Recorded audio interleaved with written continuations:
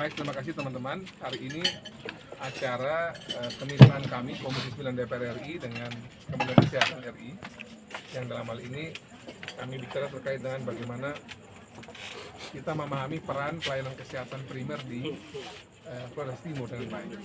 Yang tadi sudah kita dengarkan dengan sangat baik tadi penjelasan dari Kadis Kesehatan, Dr. Ogi, kemudian juga dari Kementerian Kesehatan tadi yang mewakili Direktorat Pelayanan Primer, Dirjen Pelayanan Kesehatan Kemenkes RI, Ibu Dr. Nane tadi dan teman-teman. Kemudian juga tadi sudah kami sampaikan bahwa pelayanan kesehatan primer adalah bagian menjadi hulu dari atau menjadi ujung tombak dari kita mencegah agar orang tidak mudah sakit, tetap sehat dan kemudian bisa bagus derajat kesehatannya. Dengan kita memperkuat di posyandu, pustu, klinik, puskesmas ini, teman-teman nakes juga kita dorong untuk betul-betul masuk ke lapangan dari rumah ke rumah di berbagai komunitas masyarakat. Kita harapkan agar masyarakat itu tahu bagaimana cara dia bisa mencegah sakit, meningkatkan derajat kesehatan dia dan bisa menggunakan semua fasilitas pelayanan kesehatan primer yang tadi saya sebutkan itu di lapangan yang baik. Jadi kita dorong agar orang tidak gampang sakit, orang tetap sehat dan kemudian dia tahu menggunakan berbagai layanan kesehatan tadi dengan baik. Mungkin di luar kegiatan hari ini kan di Flores Timur ada deklarasi relawan untuk Pak Melki maju sebagai gubernur. Mungkin tanggapan sedikit dari Bapak sebagai calon gubernur. Pertama saya berterima kasih karena teman-teman di daerah-daerah ketika saya datang itu ada yang sehari sebelumnya, ada yang 2 hari sebelumnya, atau ada beberapa jam sebelum saya tiba, itu ada deklarasi relawan yang mereka mendukung saya sebagai calon gubernur NTT. Tentu saya berterima kasih untuk inisiatif dari teman-teman di daerah yang membuat relawan ini, dan ini saya juga kaget sudah ternyata dilakukan di berbagai tempat. Ada yang satu daerah itu sudah 2 atau 3 atau bahkan 4, jadi sudah berbagai komunitas juga sekarang bergerak untuk memberikan dukungan. Nah, saya tentu berterima kasih yang sebesar-besarnya bagi teman-teman relawan. Nanti abis ini juga saya rencana mungkin akan cari waktu ketemu mereka untuk kita ngobrol sebentar. Dan juga nanti saya dengar mungkin ada nanti relawan-relawannya juga akan dibentuk. Intinya terima kasih buat semua relawan, dan nantinya setelah partai politik, DPP partai politik yang tergabung dalam Koalisi Indonesia Maju di pusat membuat finalisasi terkait dengan pasangan calon yang mewakili KIM Koalisi Indonesia Maju di NTT, juga nanti partai-partai lain yang bergabung seperti PKB dan yang lain misalnya, tentu kami akan nanti juga mengkonsolidasikan kekuatan partai di provinsi dan tingkat 2 di seluruh NTT. Jadi misalnya mungkin relawan dulu yang bergerak, tapi nanti mungkin besok setelah final di pusat nanti kami akan bersama dengan semua DPD atau DPW partai politik pendukung kami di provinsi dan semua juga, kita akan kumpul bersama juga di luar teman-teman relawan dan tim-tim yang sudah bergerak. Artinya sangat berpotensi partai koalisi KIM nasional itu bisa berdampak pada.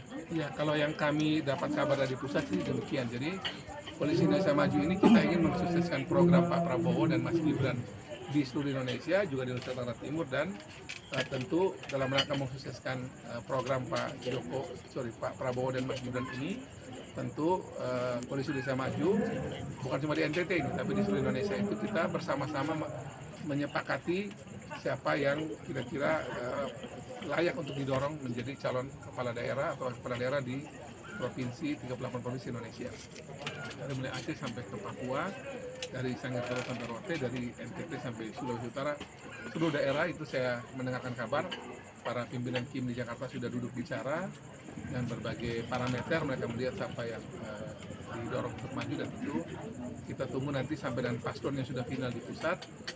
Tentu kami akan nanti bergerak bersama pasangan wakil gubernur untuk kita turun ke lapangan. Sebagai ketua DPD 1 provinsi NTT, bagaimana dengan arah partai Golkar sendiri di Flores Timur? Di Protim ini kami punya 2 orang kader yang saat ini sedang berkompetisi ya. Satu itu Pak Lukman Riberu dan pasangannya. Kemudian satu lagi itu yang berpasangan dengan Pak Anton Doni Dihen. Jadi kita punya 2 calon yang sementara ini sedang berkompetisi untuk bisa didukung oleh Partai Golkar.